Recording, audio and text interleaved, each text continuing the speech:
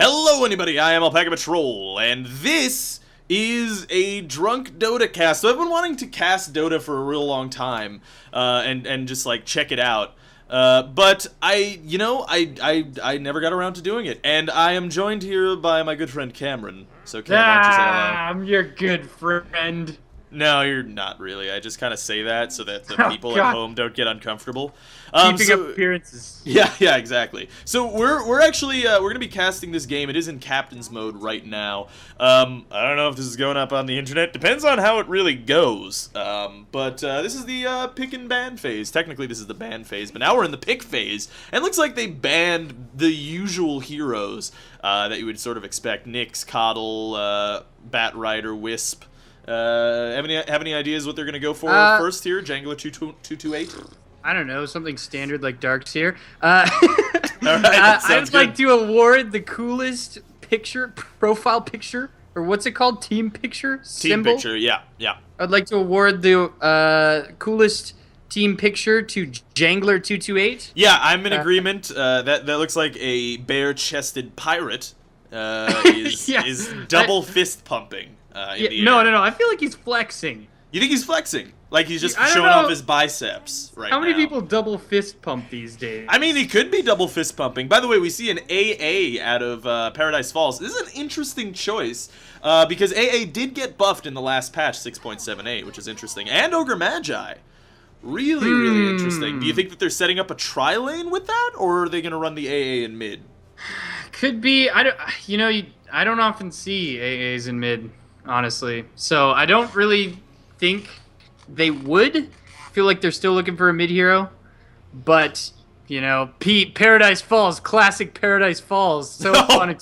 Paradise Falls. Well, how many games have we casted at Paradise Falls? I mean, man. They are a bag of surprises. I think it's important to note that we have been drinking. That is important before you go into knowing whether or not this is going to be a very legitimate cast. However, I will say if they're running it in a tri-lane, it could be a really aggressive tri-lane because that Ogre Magi like definitive stun plus the what is it, cold feet? Yeah. Is it chilling touch for giving him? I think it's cold feet. Oh, it's cold feet. Yeah, for sure.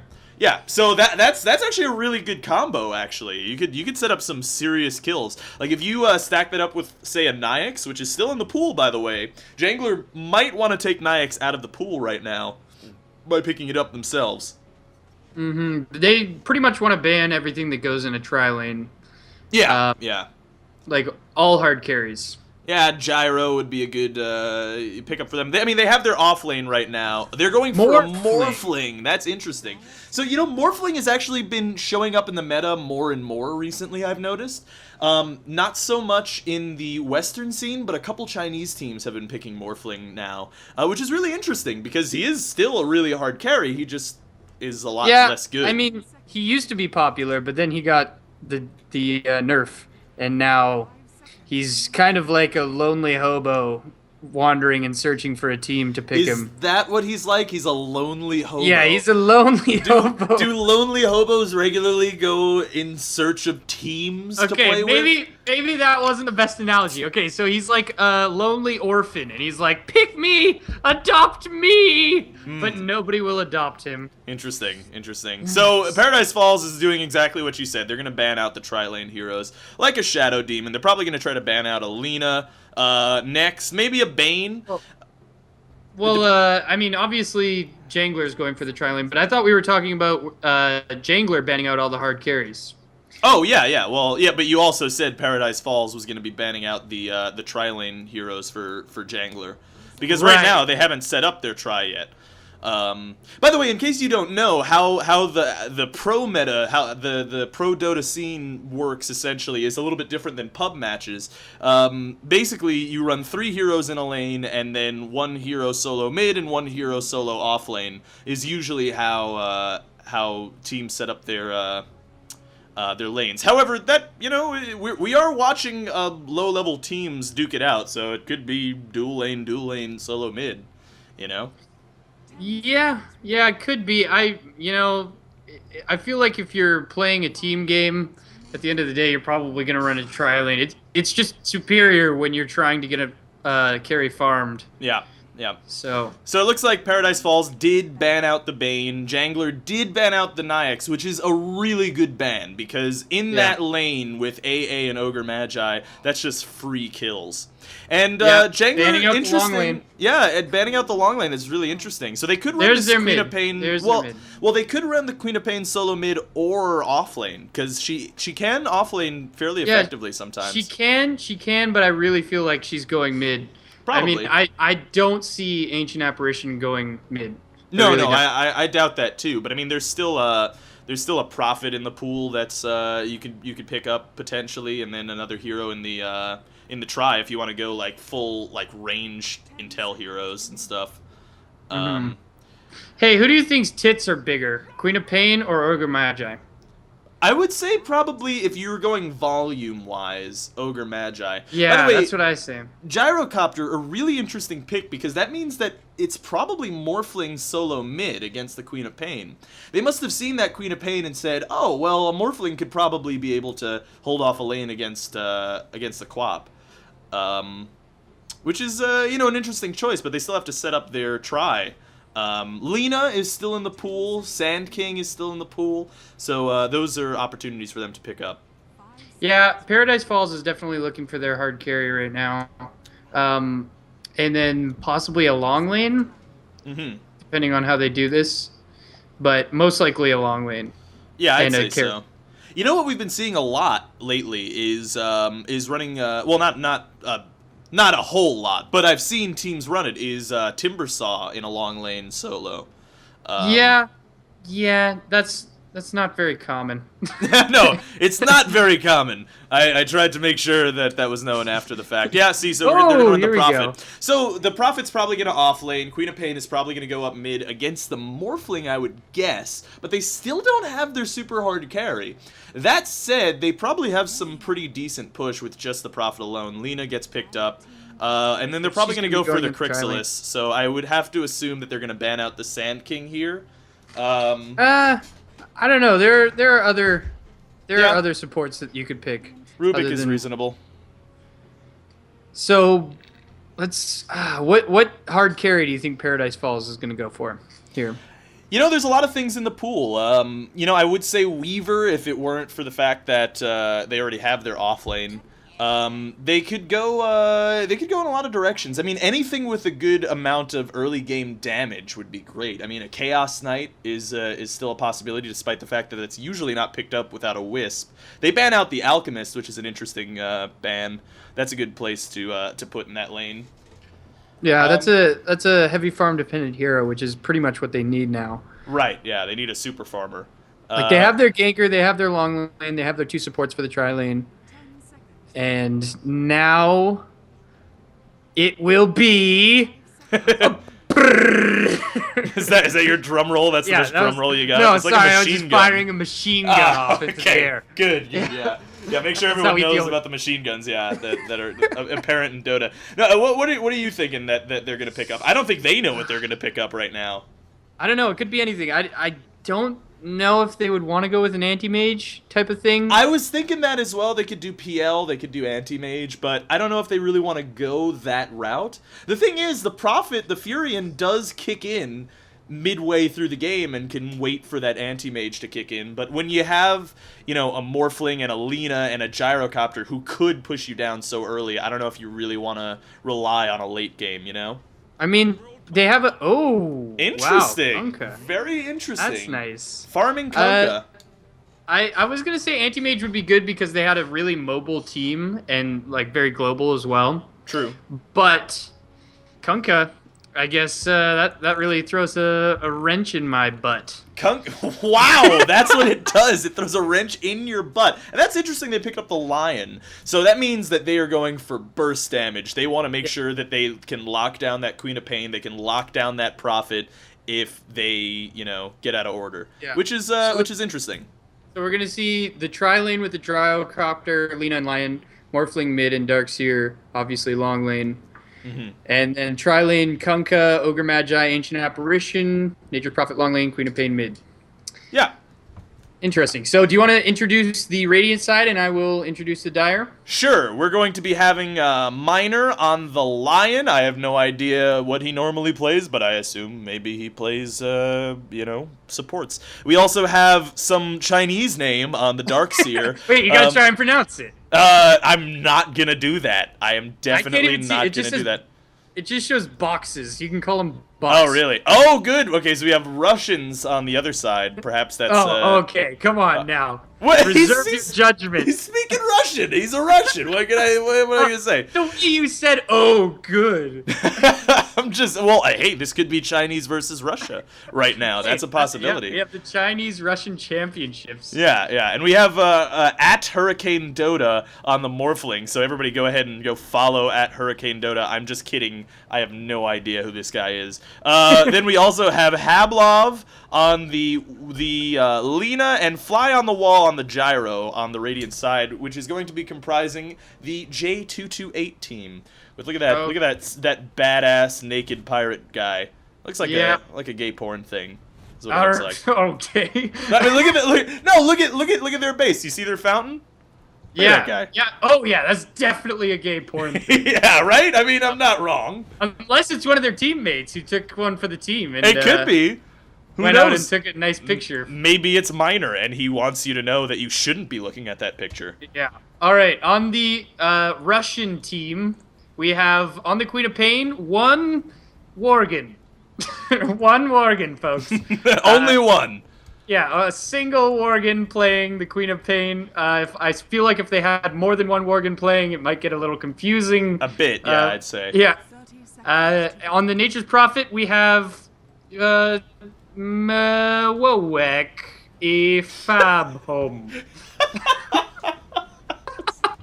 So Mwoek Ifabhom on the Nature's Prophet, a Leroy on the Kunkka, and Awesome Skrillex and Lull on the Ogre Magi and Ancient Apparition. So, here's an interesting thing.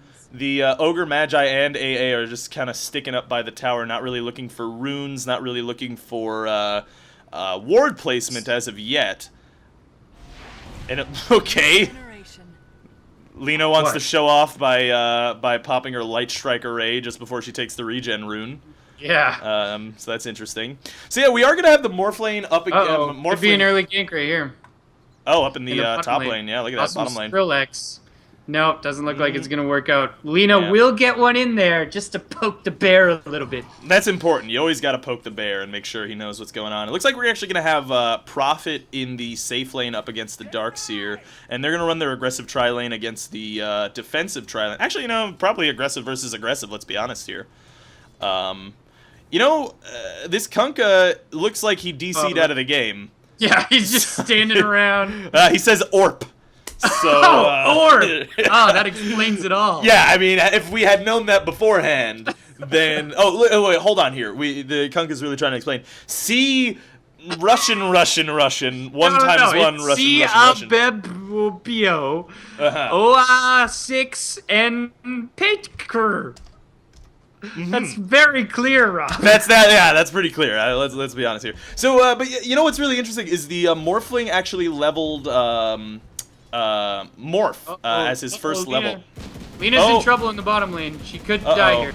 It looks like everyone's real low. The Kunkka is chasing out on this Lina, but I don't know if he's going to be able to get the kill. Ogre Magi is about to go down to the Gyro, and First Blood goes to the Gyrocopter, but Lina also goes down. Prophet TP's in. He's ready for action. Gyro is trying, but that Torrent goes on all of them. Looks like Lion is about to die. Indeed he does, and it looks like Gyro's about to die too. That is a bad set of circumstances for this J228 team. However, Darkseer's coming in. He looks like he might get a kill on the Kunkka. No, he gets a kill on the Ancient Apparition, but he might pay his life for it. Oh, but I don't know.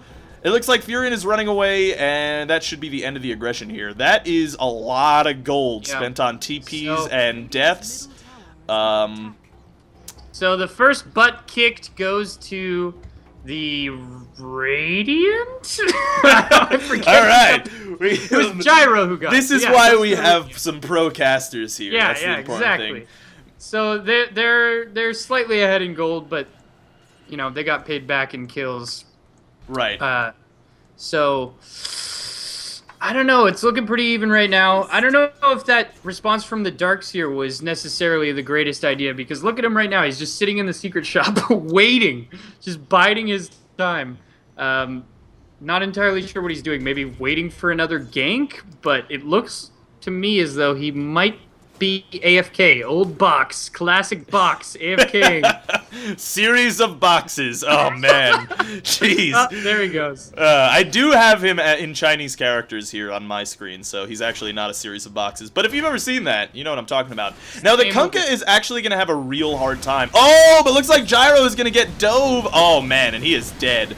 And that just goes to show how powerful that aggressive tri-lane is in that bottom lane for the Dire side. Especially with the AA and the Kunkka disables, the Ogre Magi and the Kunkka disables mixed with the chilling... Here in mid lane, oh, no, not quite. Sorry, go on, yes? The Kunkka and the Ogre Magi stuns mixed with the cold feet is definitely a scary combination. I mean, both of these tri-lanes have a lot of stuns, so I feel like we could see a lot of... dazed fellows. Indeed we could. Indeed we could. See a lot of dazed fellows. Quip.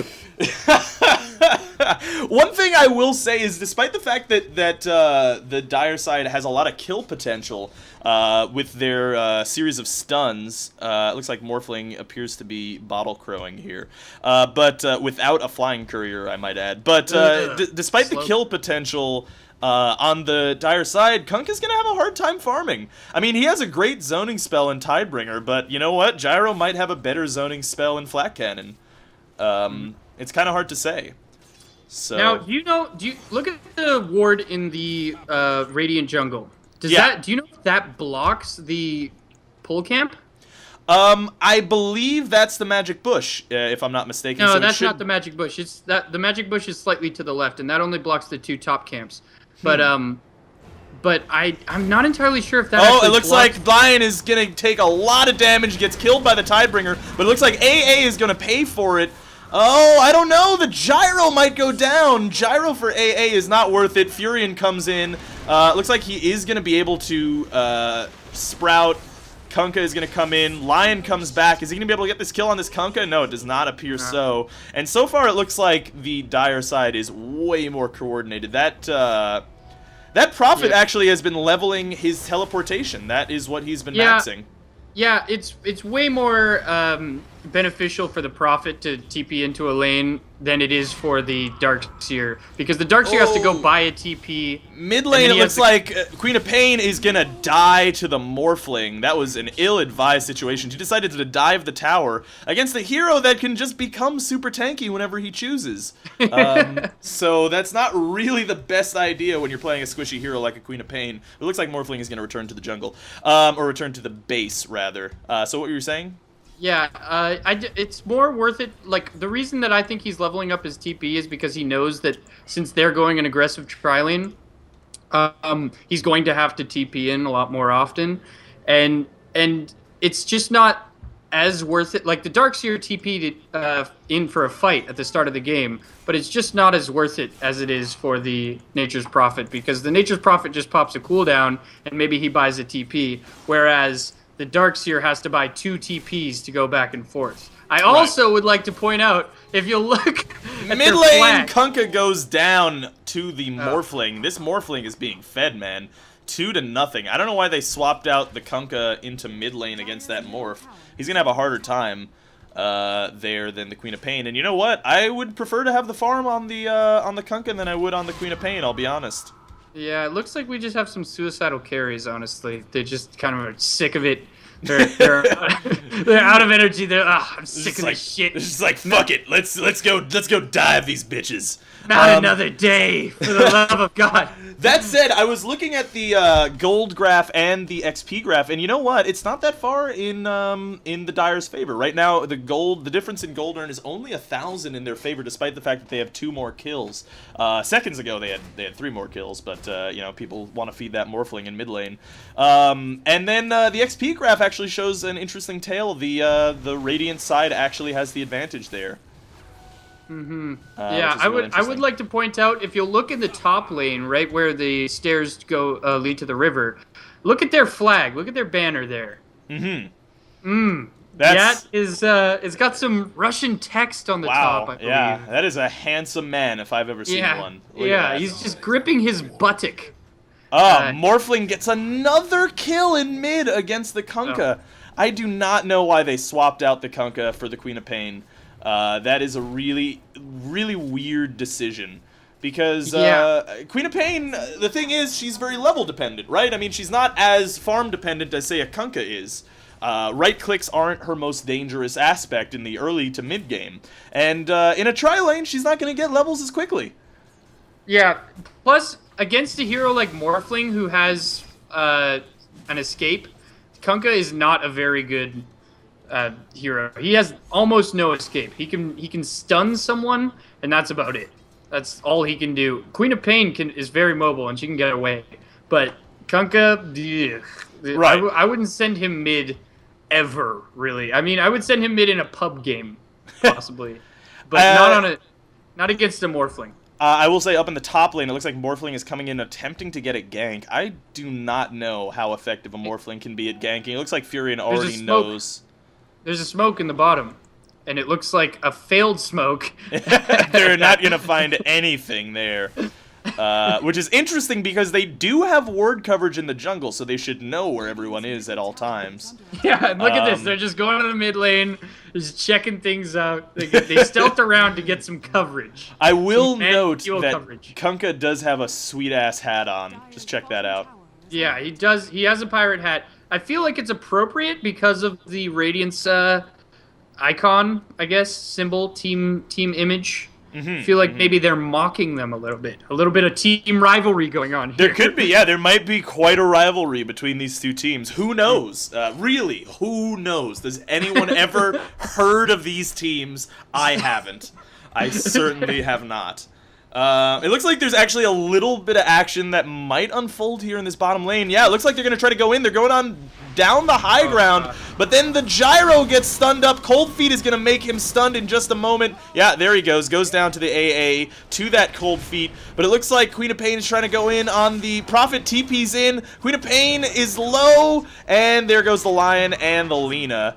And, man, that lane just has a lot of kill potential, especially when the Prophet can be so mobile. But it looks like Morphling and Darkseer are moving up to the Dire side bottom lane to try to catch out this, this Ogre Magi. But then he's going to dive the tower, get stunned, kill the Prophet! Gets a nice kill. That was is just a blind shot. That is impressive. But it looks like Morphling is fighting up against this Queen of Pain, and he's going to have to run, actually. That was impressive. Oh, but looks like the Darkseer is gonna... Oh, he just barely dies to that Ogre Magi. I really don't think that was a good choice. No, I would have to agree that was probably a poor choice if there were an assessment of the value of their choices. However, that was, you know, an interesting engagement. I think the thing is the Radiant got a little bit too greedy. Trying to dive behind that tier 1 tower. Yeah, the Morphling is playing really aggressive right now, which is pretty much what he should be doing, especially up against a Kunkka in the mid lane. It actually looks like they're going to switch the Kunkka back to the bottom lane, which is a smart choice. I don't know why the Queen of Pain is still here. Yeah, it's a little bit odd. It is a little bit odd. Maybe they're looking for some push here, which would be nice to see from someone. Yeah, because... It doesn't look like anyone's pushing at all right now. Yeah, it seems like quite the aggressive game, despite the fact that not much is happening. But it looks like Gyro is going to get... Oh, I don't know. Cold Feet goes out first. You cannot do that Cold Feet first if you're going to go into that combo. It looks like, oh, this is an interesting engagement. There goes Gyro's ulti. Gyro's taking a bunch of damage. I'm sorry, Darkseer's taking a bunch of damage. AA has 9 health and still manages to kill that Darkseer. That is absurd. That was well played by the Dire side. By not my favorite team, maybe your favorite team. My favorite team is obviously J228, the pirate porn stars. But you know, it was a good gank. Oh, top lane. It looks like Morphling is going to take out that Furion solo. which is really, really good for the Morphling. The Morphling seems to be playing, like, on point, but the problem is, I think the rest of the team is a little bit lagging behind right now. The Gyro only has phase boots and a wand. That said, the Quap just picked up her boots of tread power, and the Kunkka... Tread power? That doesn't seem like a boot that is in the game. I don't think that it does exist, but... It's the idea. It's the idea that really counts. The Kunkka could be going for a number of different things right now. He has the Claymore in his inventory. Looks like Prophet did just pick up his... Oh, there's a smoke in the top lane. Smoke in the top, which immediately fails.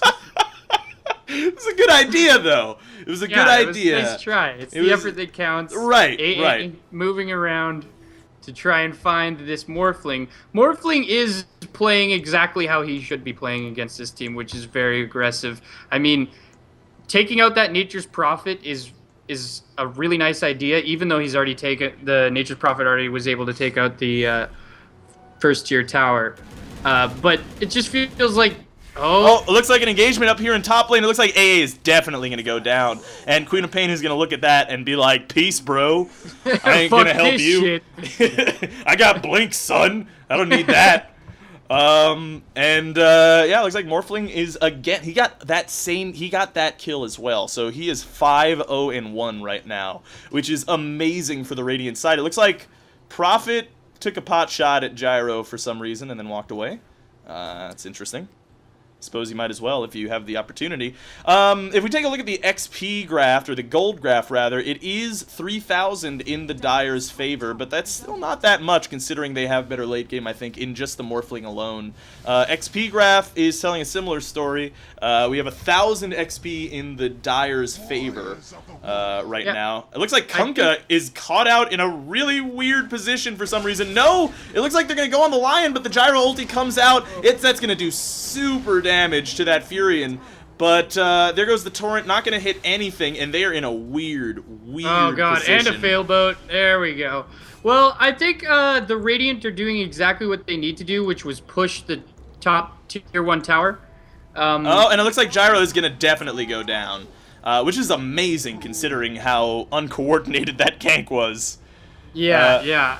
I feel like the Radiant are doing the right thing because of all this aggression in the aggressive tri-lane, they kind of need to dodge this since they're obviously not winning right now. And they just kind of need to go push down some towers somewhere else since they can't find anything in their tri-lane. And, I mean, it feels messy from the Dire side, but it's a good messy. It's a really good messy. It's like Lionel Messi. That's how messy it is. It's what Messi? Lionel Messi, famous soccer star. Yeah. I was gonna say it's a good messy in the kind of way where you like cover your lover in like messy chocolate. And then that's interesting. Interesting choice. Right. Like, yeah, I'd say so. That's what the Dire side feels like to me right now. Yeah, that makes sense. I see what you're saying there. That's an interesting messy choice of chocolate. words. But yeah, messy. The Dire side is feeling very much covered in chocolate, as if the Radiant were their lover. Is really what we're getting at here. Okay, messy interesting. chocolate love for the Radiant. Yeah, that makes sense. I see what you're saying there. And it looks like Darkseer is gonna help Morphling here in the jungle for some reason, and Queen of Pain wants to call out that mid is missing. That's an interesting choice from her. The Kunkka, I don't know exactly what he's going for. I'd have to assume... Oh, it looks like there is going to be a gank here on the Lina, and that is definitely going to be a dead Lina. It looks like the Kunkka is definitely going to go for a Shadow Blade as well. I don't know if that's necessarily the right choice against this team, but it looks like Morphling is actually going to get caught out completely by the Queen of Pain. Sonic Wave goes out on the Darkseer, but Queen of Pain pays for it with her life, and that was a very poorly executed gank. I would say Morphling is kind of almost too powerful to go on with only 3 people. Yeah. Especially if he has backup. He's got his escape. He's got how many kills? 5 kills? Yeah, 5 kills, no deaths. And it looks like he is going right into that butterfly, which is an interesting choice. He is just trying to overcarry right now. He is going to try to... Kunkka finds the stacked ancients, so maybe they'll do something with that, or maybe not. Maybe he'll just leave it and go farm some creeps. That's a good idea too. I mean, he only has some illusions that would be helpful in that ancient stack. But I suppose if he could manage to take down this tier 1 tower in mid, that's probably just as good. But I don't think he's going to be able to do that with just some illusions that he got from Maroon. It looks like Right now, it feels like the Radiant are kind of scrambling to defend their towers, especially the mid-tier tower, tier 1 tower. I feel like what they should be doing is grouping up and pushing something, because they only have 1 tower down. They're missing 3 towers, and they're down in gold and kills. So really, what they need to bank on is split pushing the balls out of the Dire side, but it doesn't feel like much is happening. Like, see how they're moving down to the bottom lane now in response to their push? Smoke going through the secret shop from mid lane onto top lane, but it doesn't look like that gank is going to be successful at all. But Morphling is coming up through the river. And Kunkka is going to get vision. And here comes the lion. Dead Kunkka. It looks like... Oh, the Kunkka is indeed dead. That Dragon Slave is going to miss on everybody, but that's fine. The Furion gets out alive. Has a good amount of gold in the bank, 1,300, with that Shadow Blade and the Hand of Midas. You know, it's interesting that you said that they should push, because I don't necessarily agree or disagree. The thing is, theoretically, the Gyro and the Morphling should be able to outcarry them. Oh, and it looks like Morphling got another kill in that bottom lane on that Furion.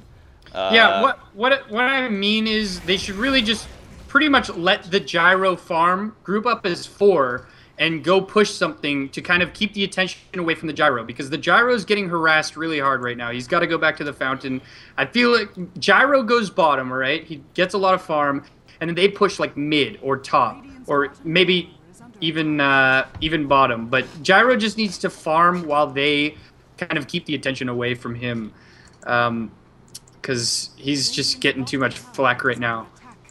Ha! I see what you did there. Yeah, the flak cannon. That was really clever. I liked it a lot. I was hoping you would catch that one. That was good. That was good. Yeah, the Gyro, you know, I almost want to say 19 minutes into the game, he might be too far lost.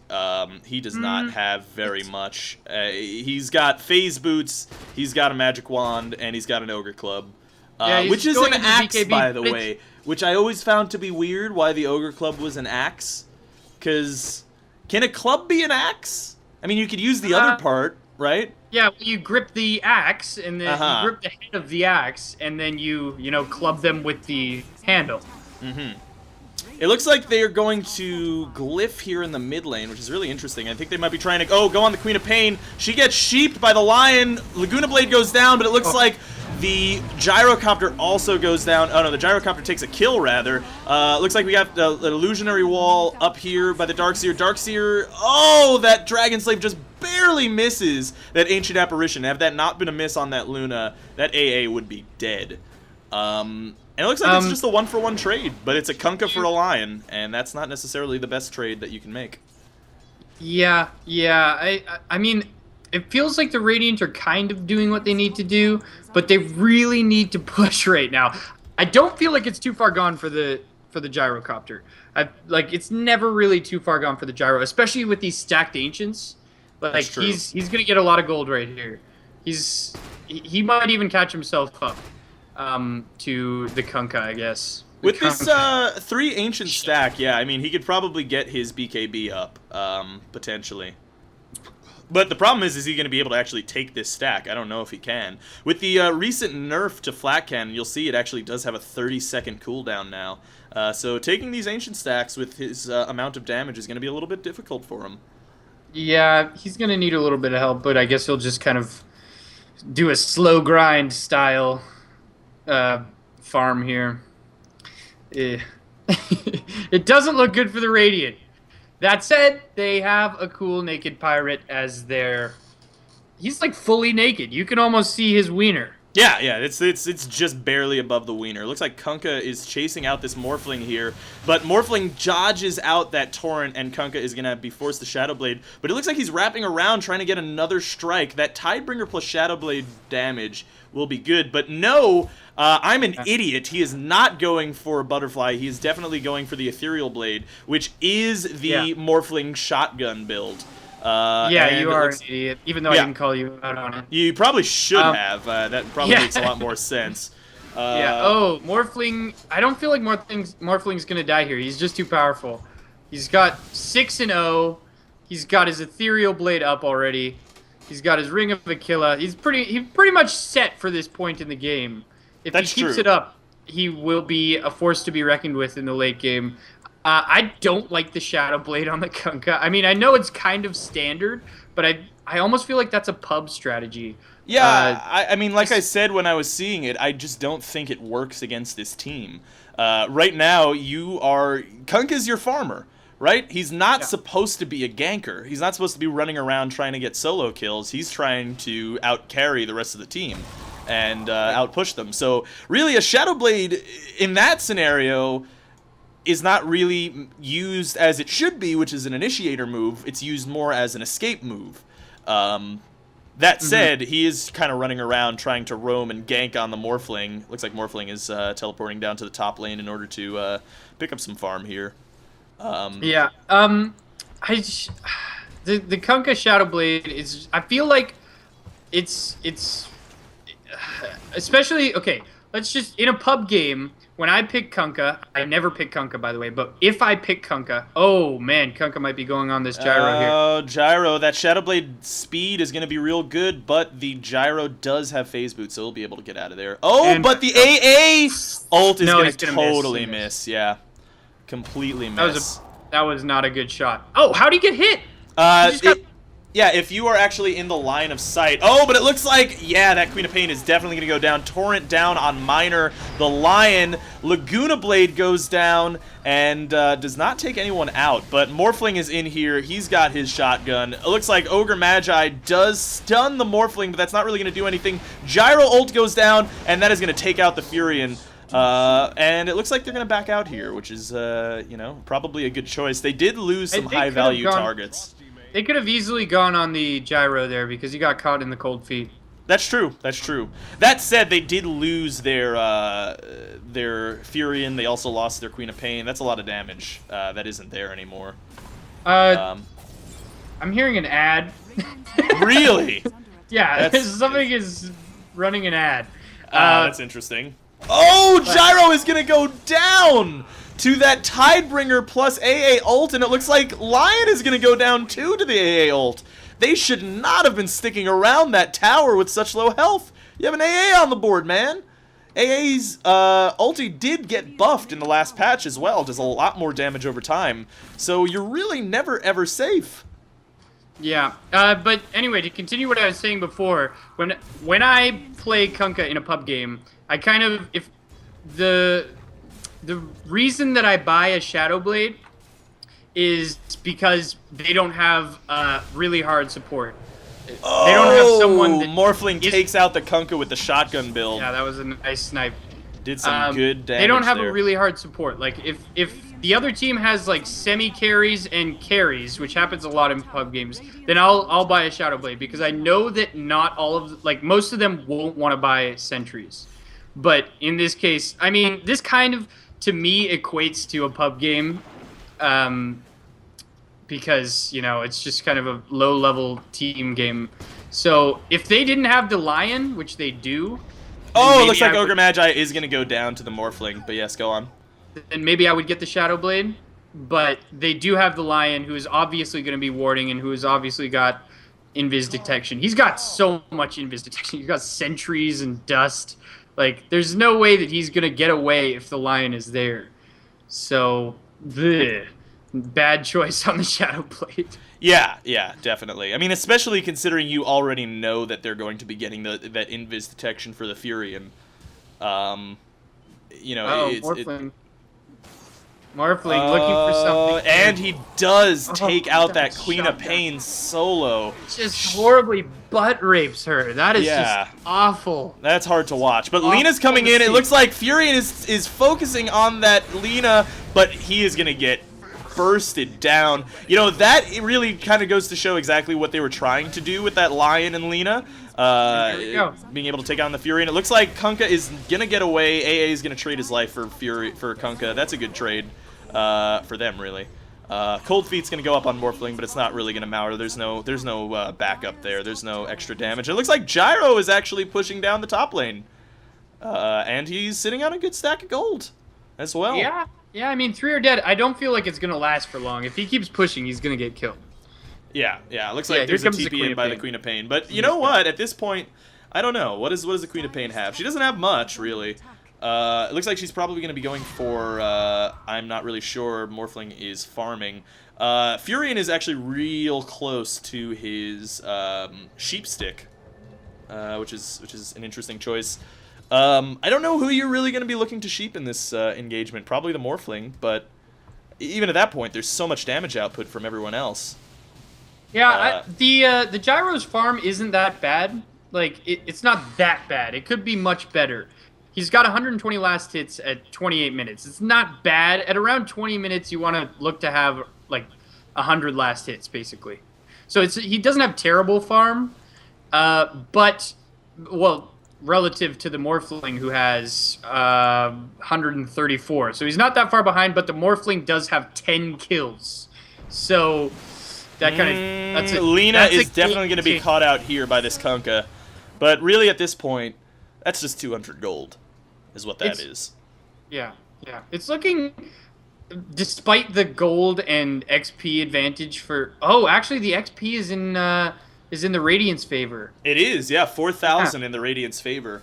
Meanwhile, the Morphling is at the top of the game as far as net worth is concerned, which is interesting considering the Furion does have that Hand of Midas. However, he has also died 5 times to the Morphling's 1 death. And he is 10-1-6, so he's carrying just about as hard as he needs to. And he hasn't even really kicked in yet, keep in mind.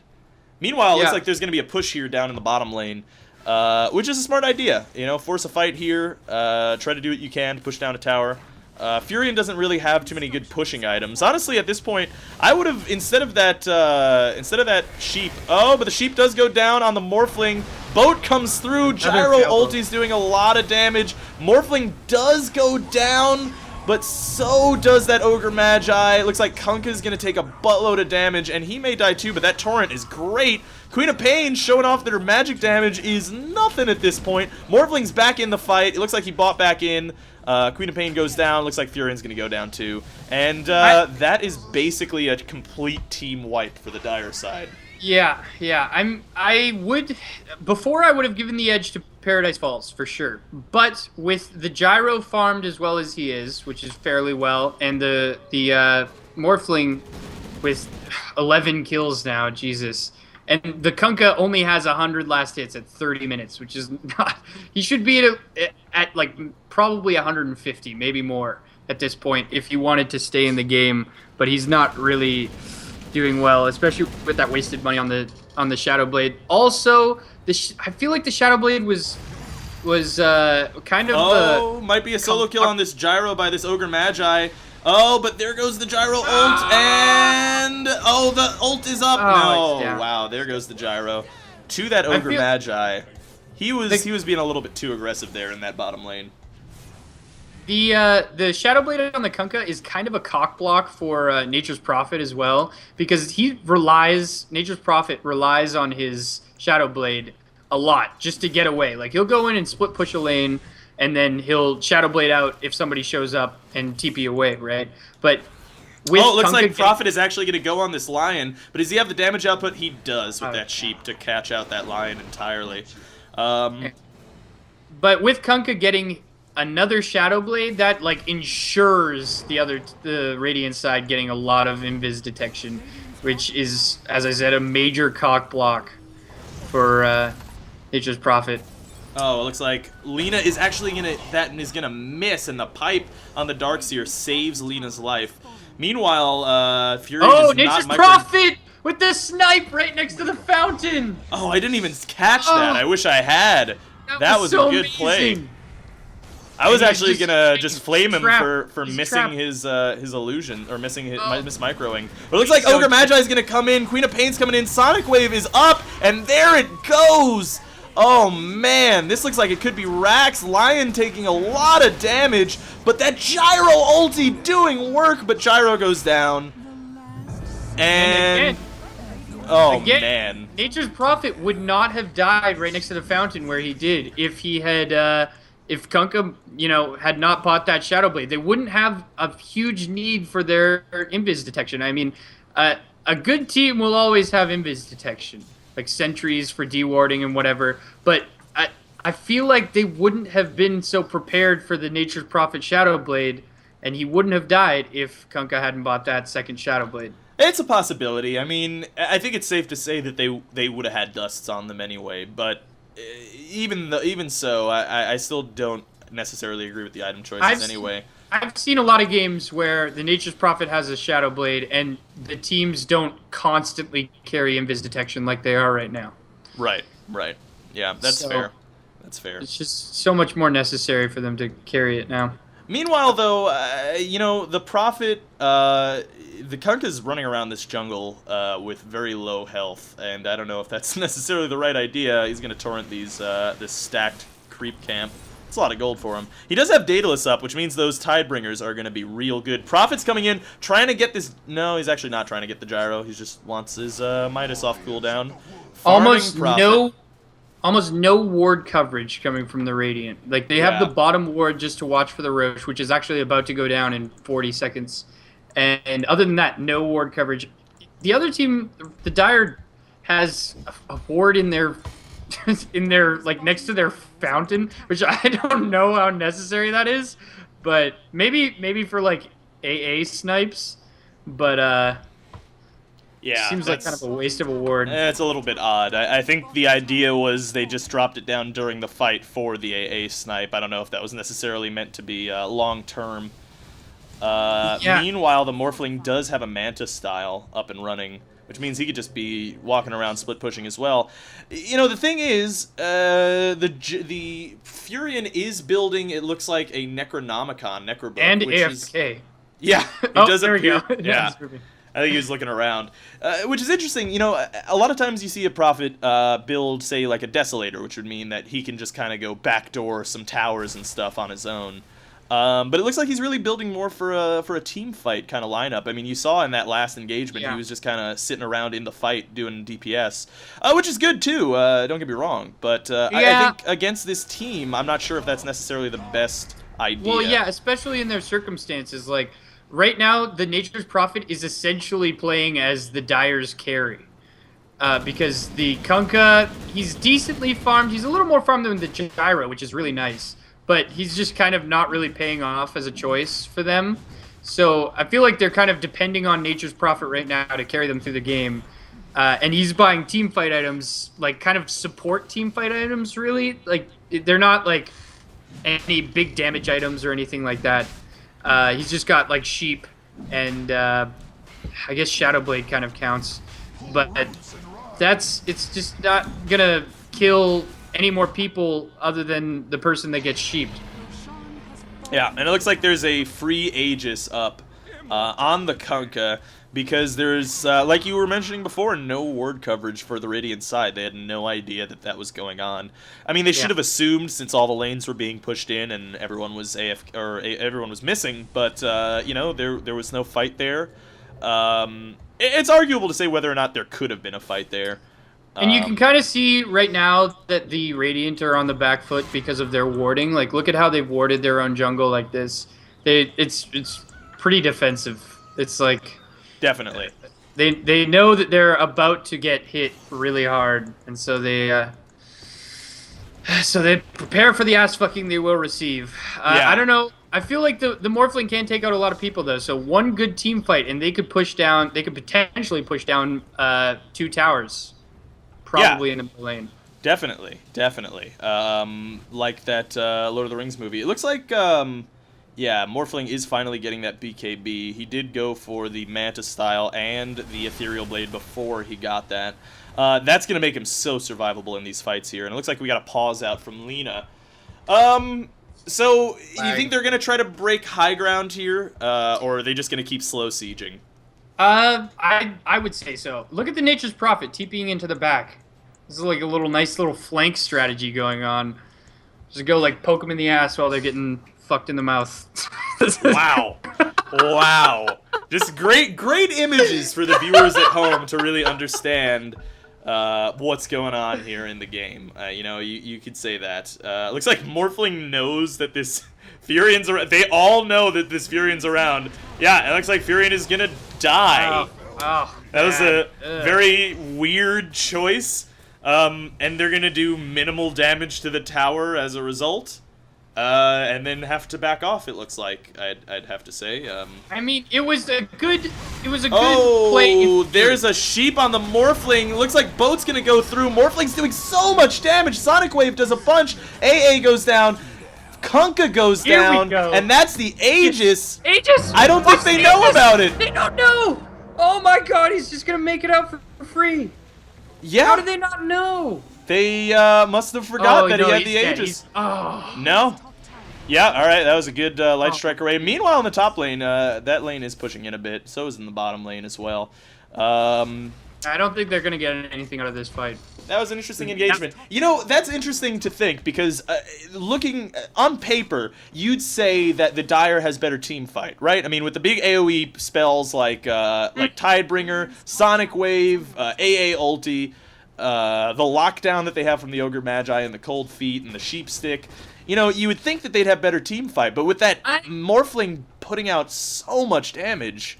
I actually have to disagree with you there. Like, the Radiant side has a lot of AoE as well as lockdowns. Like, okay, Darkseer has his wall, Lion has his stun, Lion also has his finger up, Lina has her stun, her Laguna Blade. Like, they have so much nuke damage. Morphling has his nuke damage. They all have massive nuke damage, basically. Oh my God! The Morphling is actually going to completely whiff on that Queen of Pain. She actually manages to get away, but she went down to some real low health. That shotgun morph is powerful. And by the way, to your last point, I can tell you to go fuck yourself. Yeah. Okay. Well, yeah, we'll do. I mean, I think both sides have a pretty good team fight, but you know, theoretically, with the Aegis, you would think that they should have been able to win a fight there. It looks like Morphling. Oh yeah, DC on the Darkseer, but it doesn't look like they're gonna stop. On Walmart internet, here we go. Yeah. And so no, but I mean, just looking at the hero picks, I would give the team fight definitely to the Radiant side. They both have good team fight. I will say that, but a lot of them are single target. Nature's Prophet single target. AA only has his ulti, right? Other than that, he's got some AoE effects, but not really any damage. Kunkka only has one Tidebringer really per fight, like maybe two. And Queen of Pain is the only AoE hero that they have. On the Radiant side, they have like so much AoE as well as single target damage that their team fight is just scary as hell.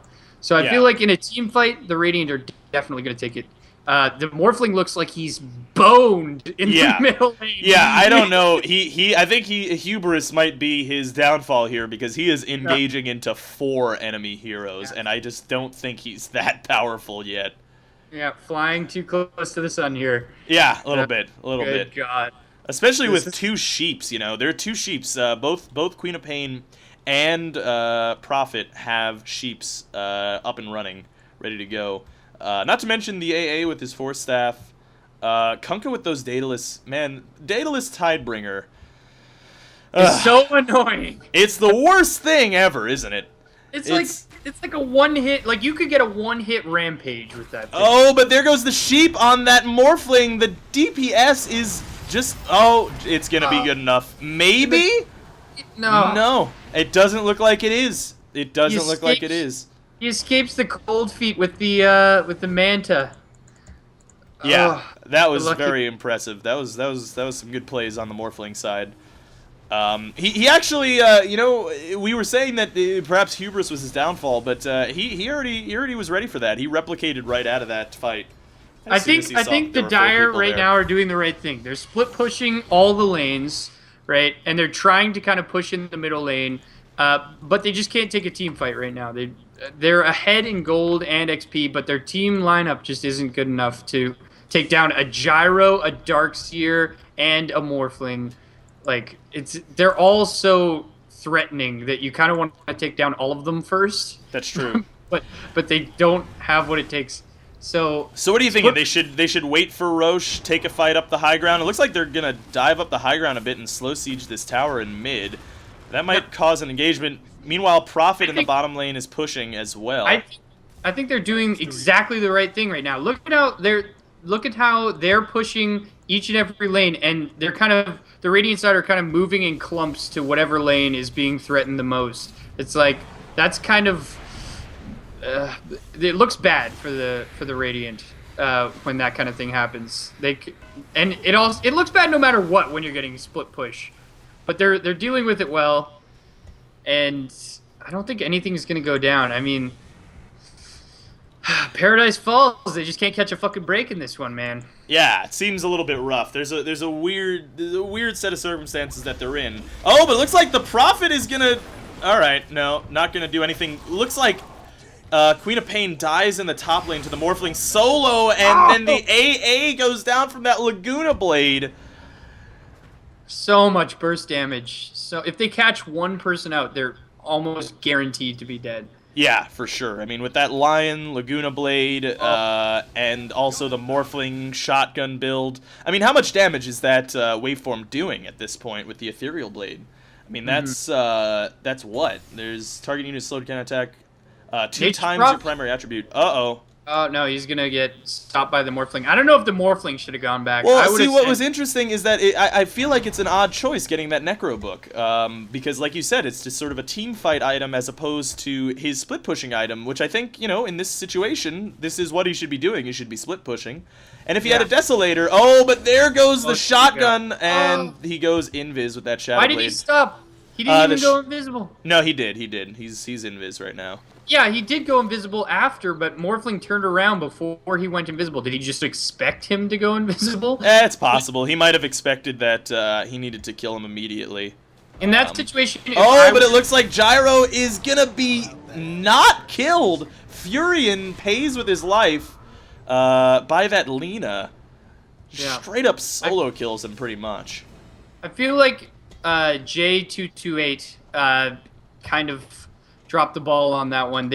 What they should have done is send the Lina back to nuke down the wave and the trees to kind of quell the Nature Prophet's split push, and keep the Morphling going down the mid lane so that they can just take down the 2 towers. Like, they had a perfect opportunity. They took down 4 heroes, and they could have taken tier 2 and possibly even tier 3, but that's true.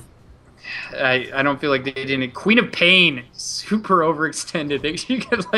She's like hanging out next to the enemy heroes. Yeah, that's an odd choice.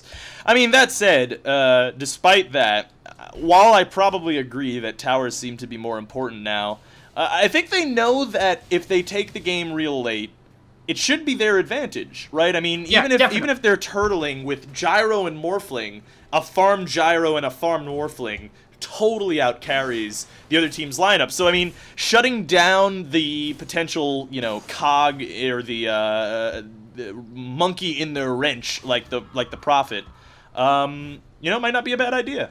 Might not be a bad idea if you're considering that. I mean, I feel like opportunity knocked for the Radiant. Like, they had the chance to go take at least 1 tower. At the very least. And, just when opportunity knocks, you don't open the... Whoa! Did you just see that? Yes, I did. That just goes to show Daedalus plus Tidebringer is a big old piece of shit. Yeah, and he didn't even see the Morphling. He didn't. Oh, for the love of God, I hate Tidebringer. Ice Frog! We will find you! Furion's doing some questionable things here. He sat in that jungle camp for a moment and tanked some creeps, and now he has 2 of his treants moving in, And then, no, and all 5 of them are just going to be chilling for some reason. Not the most responsive player. Oh, but the Morphling is getting caught out, but it doesn't matter. He has such a good escape. Yeah, it looks like they're really trying to catch people out. I mean, they're really looking for... This could be bad. Yeah. Darkseer's taking some damage, but that gyro ult, Furion gets pulled in, and he is dead. But Queen of Pain comes in, and she's going to die too. That was definitely not worth it. That was not an engagement they should have taken. I mean, at this point... Magi might even die here. He might. AA is here, ready to maybe knock down that cannon. Yeah, and they're going to run away. At this point, Roche is about to be up. It's seconds away from being up. The thing is, I don't know if the Radiant knows that. If they do, they should go take it right now. Roche just spawned. Let's give them benefit of the doubt. They probably know. I mean, you would take down the time if you were playing a team game. So let's just say they know. And look, it looks like they're actually moving towards Roche right now. It appears that way, yeah. But they're going to get spotted out. That's fine. I honestly, with 2 heroes down, especially the Furion and the Queen of Pain, who are going to be the most dangerous ones. Really? That's interesting. Yeah. I would give it to the Morph, but I guess he's got his inventory full. He's got a full stack. It looks like he's going to go for a Butterfly now, but it looks like, yeah, they did spot out this Roche. They might have taken too long to take this Roshan. I would have to say. Yeah, and they don't have the Morphling with them, which is their main source of DPS. Yeah. Yeah, I mean, in the end, who's going to take it? The Gyro looks like he's ready to take it, and Morphling is going to TP back. He doesn't want to die. And it looks like they're going to have to abandon this Roche. They probably should have acted on that right after that team fight. Meanwhile, Kunkka's pushing down the top lane. So, you know, that engagement, despite the fact that they won, they didn't really gain much from it. Yeah, I just feel like the Radiant are kind of sluggish on their response time sometimes here. Like at the start of the game, they weren't really responding well to the early aggression. They were just kind of standing around and being aggressed upon. Definitely. And now they just pretty much gave them a free Roche. Essentially, Because Morphling was pushing up the middle lane for like no reason at all, trying to get kills. He could have been in the Roche. Absolutely no chance he was going to take that tier 1, tier 2 tower by himself. Yeah, that's basically a free Roche for that Prophet. And now they can try to potentially take a fight up high ground. I mean, really, they have easy pickings here. All the towers have a bunch of damage to them. Middle has the most damage, but you know what? Furion nuking away. Kunkka with the... I mean, Kunkka gets off 1 crit Tidebringer, and their whole team could die right now. Yeah. It's looking a lot better for the Kunkka. I mean, he's doing much better than he was before. Yeah. It's kind of paying off for them. I still feel like they could have had a much better carry than Kunkka, but you know, you work with what you got. Meanwhile, you know, if you look at the gold graph and you look at the XP graph, it kind of tells the tale of a really even game, which I think that is the case. This is a pretty even game. I mean, right now, difference in gold earn is only 5,000 in the favor of the Dire side, and XP is actually in favor of the Radiant by 8,000. By a lot. Yeah, quite a bit. Which, you know, it works on the Morphling, who is level 25. That's just absurd. I mean, really, if you look at the kills Queen of Pain getting spotted out by this ward here. Are they going to be able to react fast enough? I don't know. It looks like they got a smoke here. They're going to try and go get her. Oh, she's going to get caught out! Oh, is she? Yeah, her blink is on cooldown. Yeah, and she's dead. And that is quite the engagement. You know, being caught out when you have an Aegis. This is the second time that this Dire team has done this, where they pick up an Aegis, and then one of their members just gets caught out solo. And now all of a sudden the momentum goes in the Radiant's favor. They know that they still have to fight basically 5 heroes now instead of 6, which is what the Aegis was going to give you. But it looks like Prophet is going to try to trade here. They're giving up this tier 2 in mid, and they're going to try to counter racks on both sides, top and bottom. But it looks, I have a feeling, they're just going to TP back. Try to defend here. I feel like they really shouldn't be doing this. It's like they could easily have pushed into the tier 3 there. Easily. All they have to do is send back like Lena. She could have nuked down one of the waves at least, and then everyone had a TP. So worst case scenario, somebody could have come back. But there were only 2 heroes defending the tier 3 tower. They could have gotten like maybe a kill and the tier 3 tower with ease. Yeah, That's just watching that's like fair. Pee-wee baseball right now.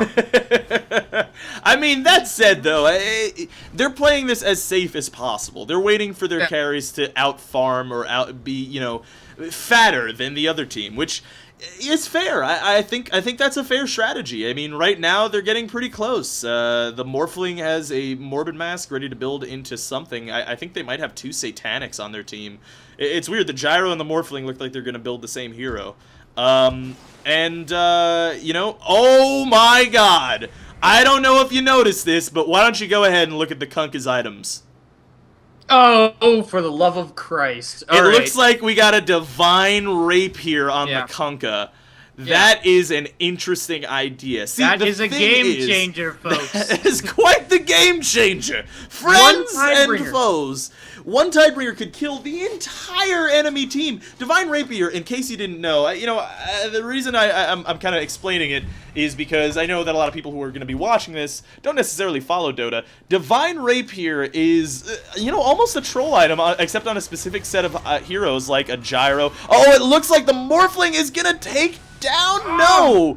He's going to have to run. He's so powerful. He just stood up to 3 heroes. And by the way, I was being a little harsh on the Radiant team. This isn't Pee-wee Dota. They don't have vision all over the map, and they see 2 heroes pushing in. Oh, God. Oh, man. That is quite the engagement right there. Kunkka goes down, and that means that the Rapier is gone. And who is this Rapier on? I actually don't know. I can't see it. It looks like it was on the Lena, and it goes down, and Gyro has it. So the thing that I was actually going to say is that a Rapier is kind of a troll item. The reason it's kind of a troll item is it does 300 damage. This Queen of Pain might die. It does 300 damage, and it's the most damage in the game. However, when you die, it drops off of your character. So it's a couple most of damage heroes, on an item. Yeah, most damage on an item. Looks like Morphling is going to try to take out this Prophet, and they have the might succeed. They do not, it appears, but it doesn't matter because Prophet is about to go. Yeah, he's got the Shadow Blade. That's gonna miss the stun. He's gonna TP away, or he should anyway. Yeah, he's not dead. Yeah, he's gone. But anyway, so the Rapier goes down after your hero dies, and the 2 heroes that you could say is perhaps a legitimate build on are the Kunkka, who is dead, and the Gyrocopter, who is alive with the Rapier. So it's an interesting choice getting a Rapier when you're up against the Gyro, because that's something that he could have really thought about building in order to win this game. Now, the reason that is the case is because of Flat Cannon. Flat Cannon just fires at everything in a radius, and when you have as much damage as you do, you can take down a whole team. Same with Kunkka, though. With the Tidebringer, he could just straight up one-shot everybody, especially if he hits a crit. I feel like the Radiant once again kind of dropped the ball because they won like a pretty big team fight. They killed like 3 heroes and got the Rapier, right? 3 heroes were down for a considerable amount of time. I mean, the Radiant side are all around level 20-ish. The Dire side are all around level 20-ish. They killed 3 of them. They could have easily gone for that tier 3 tower, but instead they chose to send their 2 carries chasing after a Nature's Prophet that they didn't kill.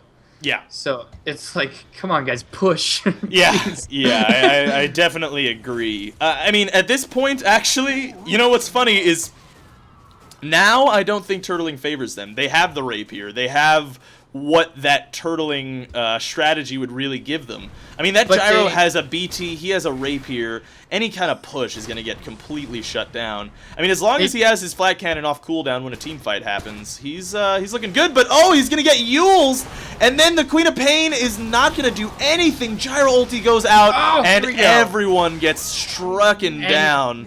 Meanwhile, Prophet is taking the bottom tier 3 tower, and he might be able to get a Rax because the Radiant doesn't know about it. Chasing them.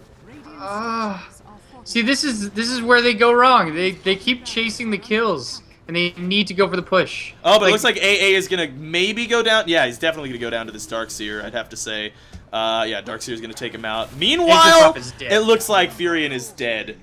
And it looks like Morphling is the only guy who is with the program. He's pushing mid. Which is, you know, a good choice, in the humble opinion of my co-caster here. Yeah, he needs to push. They need to push. I mean, they were doing the right thing in my opinion. They in that last fight, they needed to wait for another team fight to take down as many heroes as they could, which they did, and then they needed to push. But nobody seems to have gotten the memo on Morphling's idea here. Morphling's going in all by himself against 2 heroes. Here comes the Darkseer. Yeah, and there's a Yule's up on the Ogre Magi. And it looks like the AA is definitely going to go down. Oh yeah, they're going to take this for sure. And this is exactly what they need to do. Keep in mind that we just did have the 2-minute warning on the Roche. But yeah, middle racks is definitely down. Definitely down. And Kunkka is trying to push the top lane, yeah. He's trying to push up that top lane. No, definitely not. He's not going to be able to take down that tower. It looks like they're going to throne. Yeah, it looks like they're going to throne here. They're not even chasing after the Queen of Pain. They're going for the tier 4s. Oh, he's going to get taken down by 2 supports. Yep. There he goes. He buys back in. But you know what? Maybe that's a free fountain trip. Maybe he can... No, it looks like the throne is definitely going to go down. That Rapier plus BKB means that that throne is dead. And that looks like it's going to be the game, you know? Yeah, I'd have to say it was a good game. I feel like in this game, the 2 weaknesses were the Dire side pushed a little too much. Kunkka should not have been pushing at the end of the game there.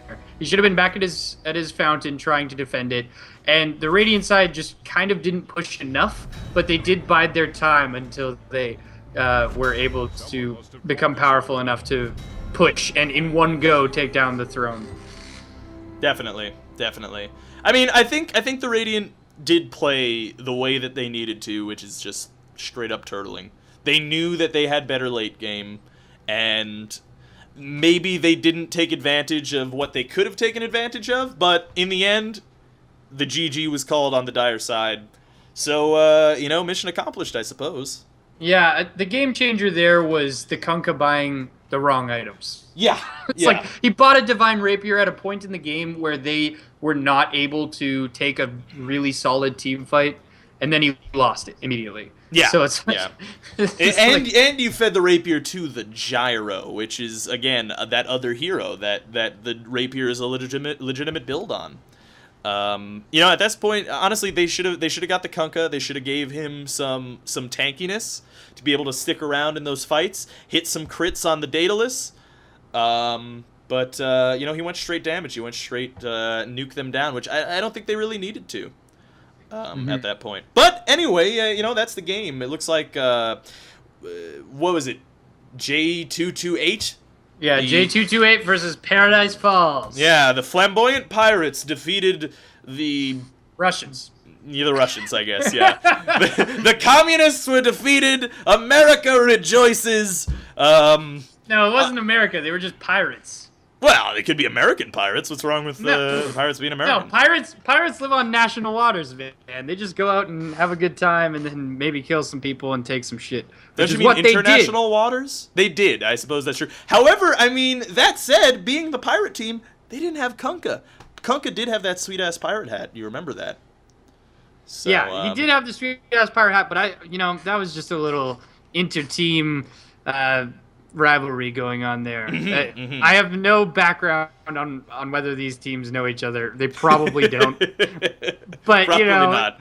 I like to think so. I like to make up a little story in my head where they're feuding for like 3 years, and then this is the final match where they decide who's the best. Yeah, I think that was the finals of who gets to be the true pirate team, who gets the stardom of piracy. The Russians were trying to take control of international waters, and it looks like J228 were the victors, and now they own the oceans. Yeah, the seven seas. The pirate rulers of the seven seas are J228. Flamboyantly gay pirates, nonetheless, but, you know, pirates. So, anyway, hope you guys enjoyed it. Thanks for watching. Wait, you kind of said that in a way where it was like... I did, but keep in mind, it's like 6 in the morning and I've been drinking. So, I tried my best, and I think that's the most important thing. Anyway, hopefully you guys enjoyed that. I don't know. I don't know how casting works, if you guys liked it, if we were in any way insightful or just really, really irritating and wrong most of the time. But we tried our best. We tried our best. Yeah. Cam, would you like to say goodbye to the fine folks at home? Fair enough. Fair enough. Anyway, thanks for watching. This is Alpaca Patrol signing out. Peace, fools.